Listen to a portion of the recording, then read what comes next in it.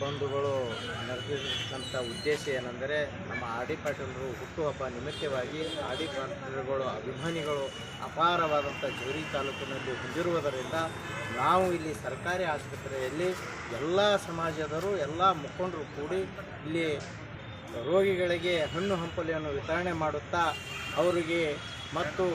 ಅವರು R D Patil ಅವರ ಭವಿಷ್ಯವನ್ನು ಉಜ್ವಲ ಆಗಲಿ ಅಂತೇಳಿ ದೇವರಲ್ಲಿ ಪ್ರಾರ್ಥಿಸುತ್ತಾ ಮತ್ತು ಅವರು ಜೈಲಿನಿಂದ ಹೊರಗಡೆ ಬರಲಿ ಅಂತೇಳಿ ಆ ದೇವರಲ್ಲಿ ಕೇಳಿಕೊಳ್ಳುತ್ತಾ ಮತ್ತು ಅವರು ಹೊರಗಡೆ ಬಂದು ನಮ್ಮ ಎಲ್ಲ ಅಭಿಮಾನಿಗಳ ಕೆಲಸವನ್ನು ಮಾಡಬೇಕಂತೇಳಿ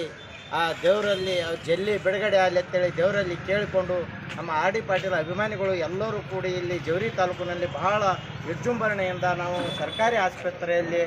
ಆಚರಿಸಿದ್ದೇವೆ ಬಂಧುಗಳೇ. ಹಾಗಾಗಿ ನಾವು ನಮ್ಮ ಬಂಧುಗಳು ಎಲ್ಲರೂ ಕೂಡಿ ಸೇರಿಕೊಂಡು ಅವರ ಹುಟ್ಟುಹಬ್ಬ ಆಚರಣೆ ಮಾಡಿದ್ದಕ್ಕಾಗಿ ಎಲ್ಲರಿಗೂ ನನ್ನ ಧನ್ಯವಾದಗಳನ್ನು ಹೇಳಿ ನಾನು ಒಂದು ಎರಡು ಮಾತುಗಳನ್ನು ಮುಗಿಸ್ತೇನೆ.